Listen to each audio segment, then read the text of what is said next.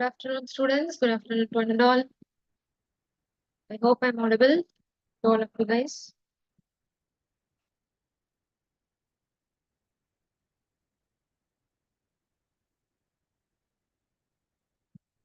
Yes.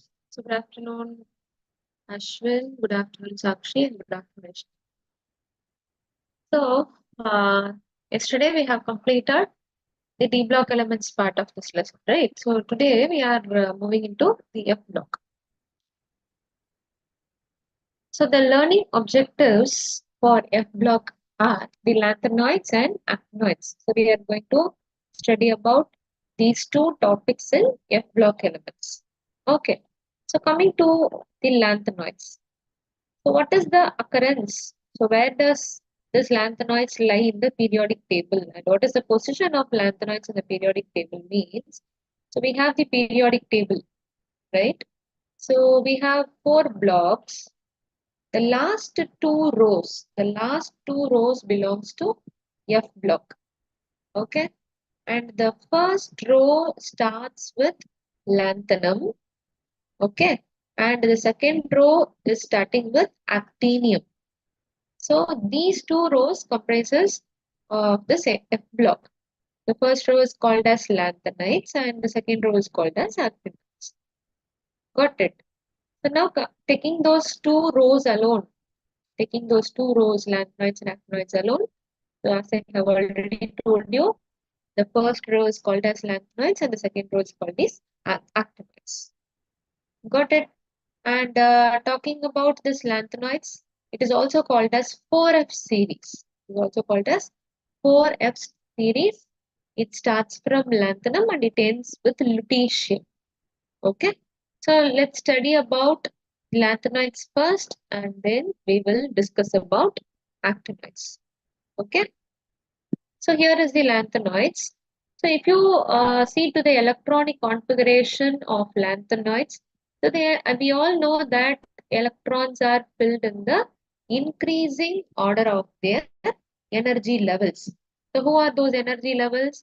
These are the energy levels. So first comes 1s, then 2s, 2p, 3s, 3p, 4s, 3d, 4p, 5s, 4D, 5P, 6S, 4F, 5D, 6P, 7S, and 5F, 6D, and 7P. So these are the energy levels. This is the increasing order of energy levels. The electrons are filled in accordance to this. Okay. So this is called as off-bus principle. Electrons should be arranged in the increasing order of their energy level. So this is nothing but the off-bus principle. Suppose if I take any one of the lanthanoid element, okay, let me take promethium. So promethium is in the third place in the lanthanoids, right? PR. So promethium's electronic configuration is to you on the screen. So what it is, the atomic number of promethium is 59 and the 59 electrons are arranged in the orbitals like this. 1s to 2s to 2p6, 3s to 3p6, 4s to 3d10, 4p6, 5s2, 4d10, 5p6, 6s2, and 4f3. So the last electron is entering into the f orbital. Okay. So specifically to say about this, the last electron is entering into the 4f orbital. Okay. So if the last electron enters into the 4f orbital, then we call those elements as lanthanoids or 4f series. Okay. So the general notation, the general symbol to represent this lanthanoid is Ln, and the general electronic configuration for all lanthanoids are 4f1 to 14, 5d0 to 1, 6s2. Okay. But there are some exceptions to this electronic configuration. So this is the general electronic configuration. All of you have to memorize this electronic configuration for lanthanoids. Okay. So, but there is some exception. So what is meant by exception? Exception means the one which doesn't follow this electronic configuration. Okay. So the four elements are coming under the exception. The first element is lanthanum. Next is cerium. Third is gadolinium. And the fourth one is lutetium. So the all the four elements are represented in the red box here. Okay, so these four elements, they do not follow this electronic configuration. So they will follow some other different, okay, electronic configuration. Okay, not entirely different. A slight change will be there. So I'll show you those slight changes in the next slide. Okay, so just remember these four elements as an exception: lanthanum, cerium, gadolinium, lutetium. Okay, lanthanum, cerium, gadolinium, and lutetium. So is this clear to all of you? The electronic configuration part of lanthanoids. So have you all take down the general electronic configuration in your notebook? Okay.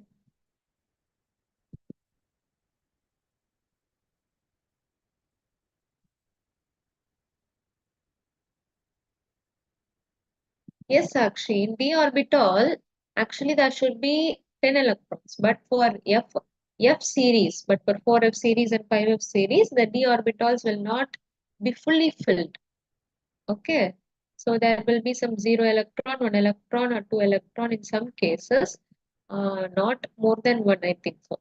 So we will not have even 2 electrons also. There will be only one. We'll have 4 of 5d 0, and in most of the cases, we'll have 5d 1. So that is the observation from the F block elements. Okay, that is observation. Fully filled 5d orbitals will not be present for 4F series. Okay. Some of the some of them are the exceptions. I'll show you the electronic configuration here. So you see here. So in first column we have the atomic number, and in second column we have the name for all the lanthanides: lanthanum, cerium, praseodymium, neodymium, promethium, samarium, europium, gadolinium, terbium, dysprosium, holmium, erbium, thulium, ytterbium, and lutetium. Okay. So all the names and the symbols you have to memorize. Got it? So it starts with lanthanum and ends with lutetium. So the next is the electronic configuration. Next three columns are about electronic configuration. So the first column under electronic configuration is for the neutral lanthanoids. Okay. The second column is in its di-positive. Di-positive means if the lanthanoid gives out 2 electrons, then what is the configuration? Third case is lanthanoid 3 plus. So if it loses 3 of its electron, then what will be the configuration? So that is given here. Suppose if you take lanthanum, so we have 5d1 and 6s2 as the configuration for lanthanum. If it loses 2 electrons, the 2 electron will go from the outermost shell, that is from 6s. So it will be left with only 5d1. And for lanthanum 3 plus, 3 electrons are lost, 2 from 6s and 1 from 5d. So we will be having only 4 of 0. So there will not be any electrons presenting in 4f or 5d or 6s for lanthanum in case of lanthanide 3 plus. In case of cerium also, you see here we have 4f1 for lanthanum 2 plus and 4f1 for lanthanum 3 plus also. Okay, it is 4f1 and 5d1 also. For lanthanum 2 plus, it should be 5d1 also. And in case of lanthanum 3 plus, we'll have 4f1 only. Okay, so here we'll have 5d1. We'll have 5d1. So I gave you some 3 exceptions, right? What are those exceptions? Lanthanum, cerium, gadolinium, and lutetium. So all of you look into the electronic configuration. So when you see to the praseodymium, neodymium elements and all, they are all following the rule. 4f3, 6s2, 4f4, 6s2, 5, 6s2, 6, 6s2, 7, 6s2. But these four elements, for these 4 elements, the electrons are added to the d orbital also. Okay. So instead of having 4f8 and 6s2, gadolinium is having 4f7, 5d1 and 6s2.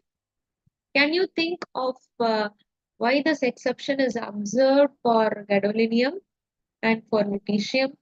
Can you think of the reason for this exceptional case?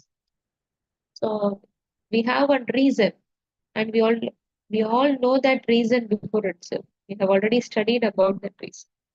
You all know the fact.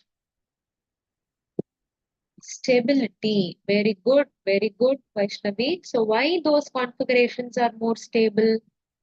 Why the configuration is more stable for gadolinium and lutetium? Any reason for that?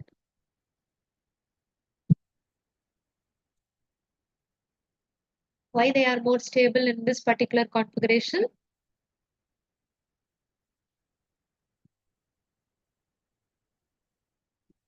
They are stable. They are stable. You are correct. But why they are stable at this configuration?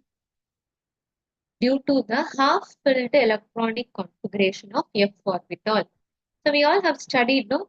Half-filled electronic configurations are more stable compared to the partially filled configuration. So if gadolinium, the observed configuration for gadolinium is 4F8 and 6S2. This is the observed configuration. But this is the expected configuration, but this is the observed configuration. Got it? So why this is observed? So we all know that we have 7 F orbitals. 1, 2, 3, 4, 5, 6, and 7. So 7 F orbitals means if I put one electron each, then I will have 7 electrons in this particular system. So 7 electron means it is half filled. 7 means it is half filled for F orbital series. So half filled configurations are more stable, and because of the stability property only, one of the electron from this F orbital, okay, 4F orbital, jumps into its nearest 5D orbital. So to give rise to 4F7, 5D1 and 6S2 configuration. Is it clear to all of you? And the same thing for lutetium also. So 4F14, 6S2 we have for ytterbium. Then for the next element, the electron has to go to the next orbital. But fully filled configurations are more stable. 4F14 is fully filled configuration. So since it is more stable compared to partially filled, the next electron, the 71st electron is entering into the 5D orbital. Okay, to give rise to 4F14, 5D1 and 6S2 configuration. Is it clear to all of you? At lanthanum 3 plus state also we have 4F14 configuration for lutetium. So because of this reason only, we are observing this exceptional cases for these 4 elements. So clear students, shall I move on to the next slide? So this is about the electronic configuration for lanthanides. Now the next point is atomic and ionic size. Okay, so let me take a tabular column again. So the same thing from lanthanum till lutetium. It is lanthanum till lutetium. So we have the radius value. So the first column we have the radius value for neutral system, and in the next column we have for lanthanide 3 plus system. And if you observe the values, what do you observe? From lanthanum to lutetium, what is happening to the size? Is it getting decreased or it is increasing? The general observation, you tell me. Is it getting decreased or it is getting increased? The general observation. The approximate general observation is, yeah. So from lanthanum to lutetium, the size is decreasing. The atomic size is decreasing. And when you look into the ionic size also getting decreased. Yes, Vaishnavi. So ionic size is also decreasing. But there is one exception for europium. Okay. So from samarium till europium, we are observing an increase in the size.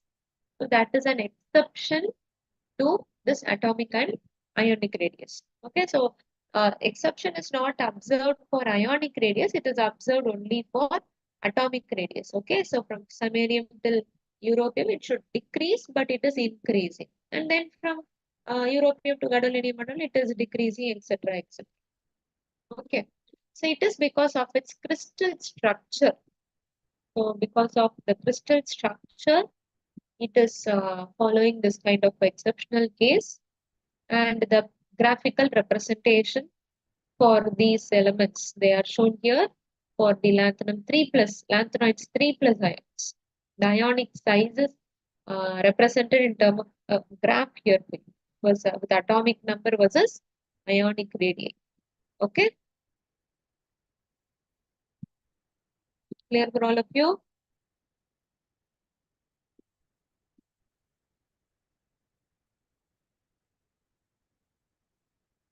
So the atomic and ionic radius decreases from lanthanum to lutetium. So this is the concept all of you are getting from this particular topic. Okay. So next topic is the oxidation state. So +3 is the most common oxidation state for all the lanthanoid elements. The most common oxidation state, this point is very important. Most common oxidation state for lanthanoid is +3. So that is a more stable state also. Okay, more stable oxidation state is +3. So we do have some listable oxidized form of these elements. So those values are +2 and +4. Okay. Some of the elements exist in +2 and +4 form also, but they are less stable. Less stable in the sense they can exist only for a very short period of time. Okay. But the most stable, the one which can exist for longest, the +3 oxidized form of the lanthanoid elements. Got it? So let me take one example to explain this oxidation state in detail. So I'll take cerium as an example. So let me take cerium as an example. The configuration for cerium is 4f1, 5d1, and 6s2. Okay, 4f, the outer electronic configuration is 4f1, 5d1, and 6s2. Just now we have studied no, for cerium. Now, cerium can exist in +4 oxidation state also. So what is the meaning of that? All the 4 electrons which is present in 4f, 5d, and 6s, they will be lost. They'll get lost and it can exist in +4 oxidation state. So the one which is present in +4 oxidation state, so that can act as a strong oxidizing agent. What is meant by an oxidizing agent? The electron acceptors are called as oxidizing agent.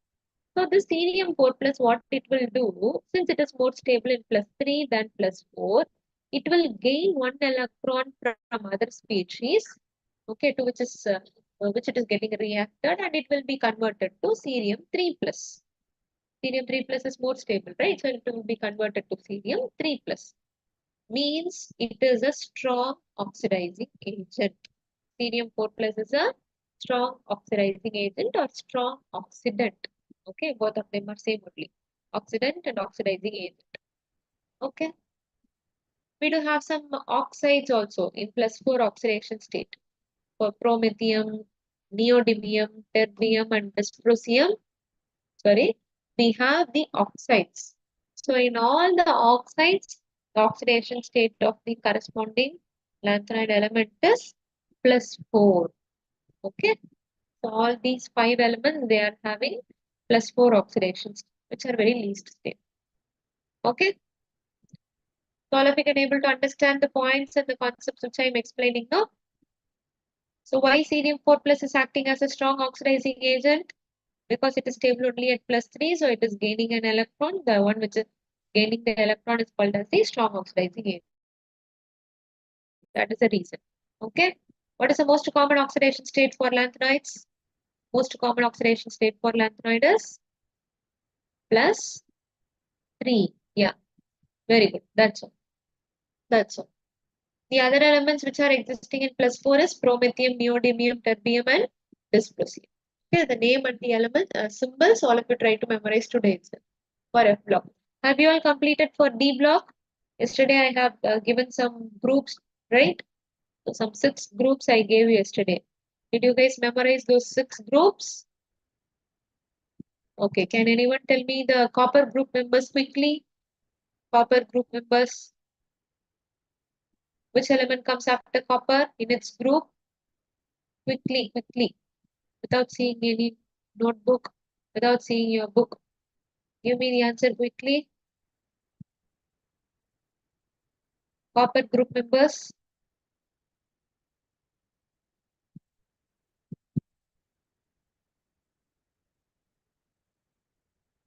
What is this? None of you have studied or what?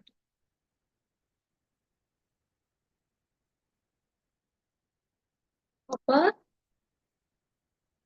No, no. Copper. Which element comes after copper? Yeah, copper, silver, gold. Yes, copper, silver, gold. Very good, Sakshi. Vaishnavi, why zinc is coming here? Zinc group members are zinc, cadmium, and mercury. What about nickel? Nickel group members? Can anyone tell me the nickel group members? Nickel group members. Nickel, palladium, platinum. Okay. Yeah, nickel, palladium, and platinum. Platinum symbol is PT, my dear. PT. Okay, it is not Pi, it is PT. Okay, very good, very good. Others, those who haven't studied it, try to study today itself, and you have to study this Lander and elements also. Okay. Yeah, let me move on to the next slide. So I am going to take europium. In the last slide, we have discussed about cerium, no? So here, let's take europium. The configuration for europium is 4f7 6s2. Okay.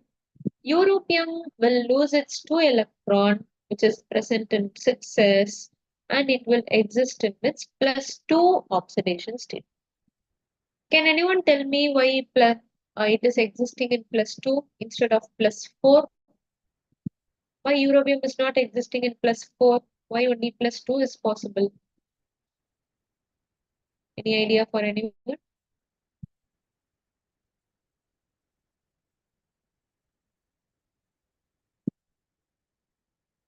Why europium is existing in +2 instead of +4? Again, stability. Yeah, stability of the half-filled f orbital. So if I have to remove the third electron from europium, I have to remove that electron from the 4f orbital, right? But the 4f orbital is half-filled. Yeah, 4f orbital is half-filled. Half-filled configurations are more stable. So we cannot remove the electron from the half-filled configuration. So europium can exist only in its +2 oxidation state. But it will lose its electron. Okay, it will lose its electron and it can go to +3 oxidation state also. So the one which is losing its electron, is called as a reducing agent. So europium 2 plus is a strong reducing agent. The one which is accepting the electron is called as oxidizing agent. The one which is losing its electron is called as reducing agent. So like this only europium is existing in +2. So the next example is ytterbium. So I'll take ytterbium. The configuration is 4f14 and 6s2. So again, because of the fully filled configuration of f orbital, europium, it is not europium. It is ytterbium. Okay, ytterbium, which is having 70 as atomic number, is existing in its +2 oxidation state and acting as a strong oxidizing agent by losing its electron. Got it, students? So cerium is existing in its +4 oxidation state, europium in its +2 oxidation state, and ytterbium in its +2 oxidation state. So these are some of the elements which are existing in their different oxidation. I mean not different, in +2 and +4 oxidation state. So the other elements, most common oxidation state is +3. Got it? Shall I move on to the next slide? Okay. One more example we have. Terbium. Terbium can exist in 4 plus. So how it is acting as an agent, strong oxidizing agent means since it is existing in 4 plus, it will gain one electron and it will be converted to 3 plus, and by doing so, it is acting as a strong oxidizing agent. And samarium, if you take samarium can exist in +2. So what it will do, it will lose its electron and it will try to get converted to 3+. So what is the concept we are getting? The one which is in +4 oxidation state will act as a strong oxidizing agent. The one which is present in +2 oxidation state will act as a strong reducing agent. That's all. Concept is over. Okay? Because whether it is +4 or +2, so they will try to come to their +3 oxidation state only because that is the most stable oxidation state. So either they will lose their electron or they will gain their electron. So accordingly, they will act as an oxidizing or reducing agent. Got it? Electron acceptors are oxidizing agent. Electron donors are called as reducing agent. That's all. So this is about the oxidation state. So how many properties we have seen? First is electronic configuration. Second is atomic and ionic radii. Third is oxidation state. Okay. So the next topic is the physical characteristics of lanthanides. So all the lanthanides, most of the lanthanides, if you take, they are silvery white soft metal. All the lanthanides are silvery white soft metal. They are almost metals only. So you can able to see the cerium and dysprosium metal on the slide, no? So the color will be mostly silvery white soft metal. All of them are not hard like D block, they are soft metal. And the second physical property is they get tarnished rapidly in the air. What is meant by tarnishing? What is meant by tarnishing rapidly in the air? Any of you know the meaning of tarnishing, getting tarnished rapidly in the air?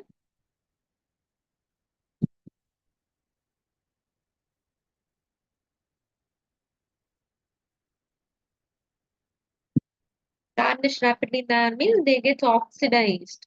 Okay, they get oxidized very fast by reacting with oxygen which is present there in the air.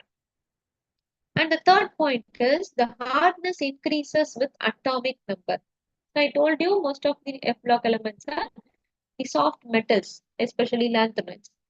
But this softness decreases from lanthanum to lutetium, or I can say the hardness increases from lanthanum to lutetium.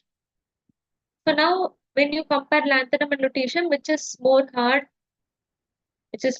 in nature, lanthanum or lutetium? Yeah, it is obviously lutetium. So hardness increases with atomic number. Okay, hardness increases with atomic number. Yes, very good students. Next property is about the conductivity. So all the F block elements are the good conductors of heat and electricity. So they can conduct the heat as well as they can conduct the electricity also. Okay. Then the next property is they show color in both solid state and aqueous solution. They show color like D block elements, F block elements also show color in both solid state as well as in their aqueous solution form. Okay, so this is one of the very important property. And the next property is also very important, which talks about the magnetic nature. Lanthanides are paramagnetic except. So this point is also very important. Okay, so the last 2 points are very, very important. Just have a note of it. So all the lanthanides are paramagnetic except lanthanum 3+, helium 4+, ytterbium 2+, and lutetium 3+. So just study these 4 exceptional elements, ions. Other than this, these 4, all of them are paramagnetic only. Okay. So they will ask questions like this. Which among the following is the only paramagnetic lanthanoid element? Or which among the pairs? They can ask you in terms of pairs also. So this type of questions you can get. So this is one of the very important property. So is it clear for all of you? Shall I go for the next property? So first thing is about the appearance. Second is the oxidizing nature. Third is about hardness. Fourth is about the conductivity. Fifth is about the color, okay, of the ions. Sixth is the magnetic nature. Okay. So the next point is about the melting point and density. they also increase with atomic number. Melting point and density also increases with atomic number. So from lanthanum to lutetium, if I go, the atomic number increases, right? So if the atomic number increases, then the mass of the substance also increases. And we already know that density is equal to mass by volume. So if mass of the substance increases, then automatically density will also increase because they are in directly proportional relationship, right? So lutetium is having the highest atomic number, so mass will be very, very high. So the density of lutetium will be very high compared to lanthanum. Okay, density is also more. If the compound of the element is more highly dense in nature, then the melting point will also be more for that element. Okay, melting point will also be more. Now, if I talk about europium and ytterbium, so those two are the exceptional for all the things. Okay. Then in the next slide, we are going to study about the chemical characteristics of or the chemical properties of the lanthanoid elements. So I'm going to show you all the reactions in a single slide. So just try to concentrate on the reactions. Okay. So I'm having a lanthanoid. Ln means it is a lanthanoid. Okay. So if lanthanoid is treated with an acid, what is meant by acid? Acid means I may have HCl, H2SO4, etc. etc.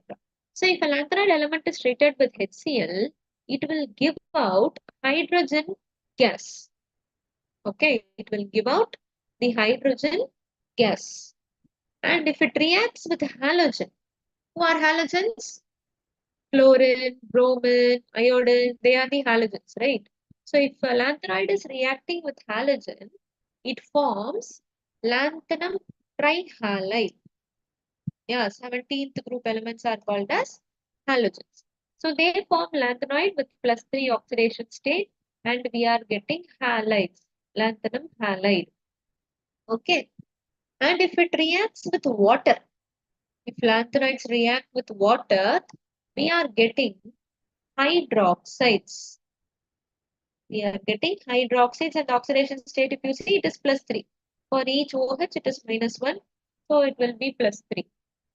And if it reacts with carbon, if lanthanide reacts with carbon and if we heat that to 2773 Kelvin, we get carbides. We get carbides. Okay. And if it is treated with nitrogen, so nitrogen means all of you know, right? So nitrogen means it is nitride. Lanthanum nitrides are being formed. Okay. And if it is reacting with sulfur, so we are getting sulfide. We are getting sulfides. So lanthanum sulfide. So each sulfur will take -2 like oxygen. So because our sulfur also belongs to oxygen group. Okay. So 3 into -2 is -6. And we have 2 lanthanum. So divide the -6 by 2, we will get 3. Oxidation state would be +3 for lanthanum. And if it is treated with oxygen, we will get oxides. If it is treated with oxygen, we'll get oxides. Okay. So these are the reactions. These are the reactions we observe for lanthanoid elements. Okay. With a halogen halide, water hydroxide, carbon carbide, nitrogen nitride, sulfur sulfides, oxygen oxides. Oxygen and sulfur will have the same formula. Ln2O3, Ln2S3. Because oxygen and sulfur belongs to the same group, the valency will be same, so the formula will be same. So clear for all of you? Any doubt from the chemical properties, chemical reactions of lanthanides? Okay. So the next topic is actinoids. So far we have discussed about all the general properties, physical properties and chemical properties of lanthanides. So the next is actinoids. So the introduction to actinoid is, we all know that we have 2 rows in F block. First row is lanthanoid and the second row comprises of actinoid elements. So, or we can call this actinoids as 5F series because the last electron will be entering into the 5F orbital. Okay. Now, if I take the first 3 elements, actinium, thorium, and protactinium. So these three elements can exist in the nature. Okay. From uranium till lawrencium, they can be prepared only artificially. So they are the man-made elements. Artificial process means they can be prepared by a man. So they are the man-made elements. Only the first three elements are existing in the nature. Okay, in the actinoid elements. Clear for all of you? So actinoid starts from actinium and it ends with lawrencium. It ends with lawrencium. Then coming to the electronic configuration, like lanthanides, the electrons are arranged in the increasing order of energy level for actinides also. So if I take one example, I can take plutonium as an example, which is having 94 as the atomic number. And all of you can able to see the last electron is entering into the 5f orbital. Okay. So the general electronic configuration is 5f1 to 14, 6d0 to 1, 7s2. There are also some exceptions. We have many exceptions. We have 7 elements as an exception. Actinium, thorium, protactinium, uranium, neptunium, curium, and lawrencium. So we have 7 elements as an exceptional case to this electronic configuration. All of you take down this electronic configuration in your notebook. Okay, for actinoids. 5f, 6d, 7s. Finished? Shall I go for the next slide?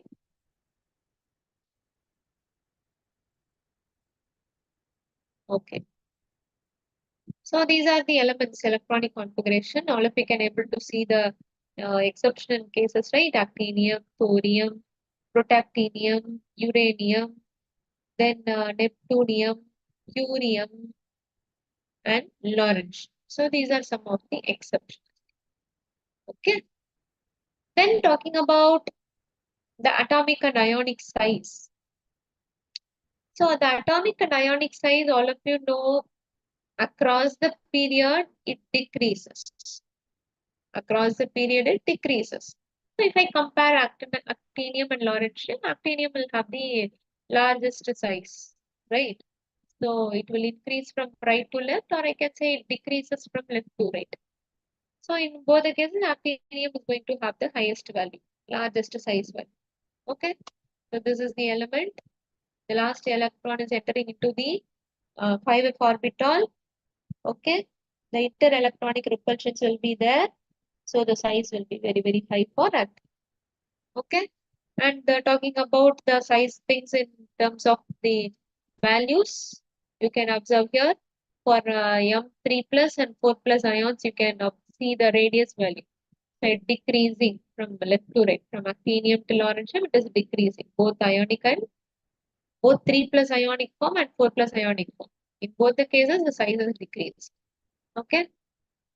So just see to the elements. We have actinium, thorium, protactinium, uranium, neptunium, plutonium, americium, curium, berkelium, californium, einsteinium, fermium, mendelevium, nobelium, and lawrencium. Okay. All of you try to memorize. Okay. So the atomic and ionic size decreases from left to right. That is from actinium to lawrencium. Got it, students? Shall I move on to the oxidation state? Any doubt in the electronic configuration, the radius part? Okay. The next is oxidation state. So here, if you see to the oxidation state of each element, so this is like a D block, right? So most of the elements are having +3 oxidation state, but many, not all, but many are having the +4, +5, +6, +7 also. So actinoids, they can exhibit the variable oxidation state for some of the elements. The most common oxidation state is +3 like lanthanoid, but it is existing in the other oxidation. The many elements are existing in their other oxidation state. also, and they can exhibit this variable oxidation property. Okay. The reason for this is, so then we have electron in 5f, 6d, and 7s, right? The energy levels of these orbitals, suppose if energy is increasing like this, I will have 5f here, then 6d and 7s, right? So the energy levels of these orbitals, they are very, very closer to each other. If they're very, very closer to each other, then the electron can jump from here to here, or they can come to the lower energy orbital, or they can go to 7s. So the electronic jump will be, the possibility for that jump is more. Okay, so they can exist in +3, or they can exist in +2, sorry, not +2, +5. They can lose all its 7 electrons. Some of the elements can lose all of its 7 electrons, like neptunium and plutonium. So because of the comparable energy difference between 5s, 6d, and 7s orbitals, so some of the elements are exhibiting the variable oxidation state. Okay, so what is the reason? Because of the comparable, because of the comparable energy difference, comparable energy difference of orbital. Which orbital? 5d, 6, sorry, 5f, 6d, and 7. Okay, this is the reason for this variable oxidation state. Clear for all of you? So we have covered the three properties. One is electronic configuration, second is atomic and ionic radius, third is oxidation state. So we are left with the physical characteristics and the some of the chemical properties of actinides, and the applications of D block element and F block element topic is there. So where do we use the D block and F block elements in the industries or in the day-to-day life? So those parts are there. So that and the physical property and chemical property of actinides we'll discuss in the next class.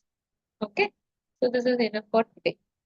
So any doubt from today's session, students? Is everything okay and clear from today?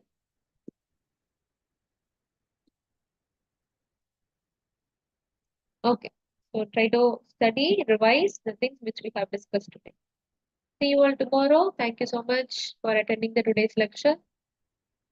Okay. Thank you.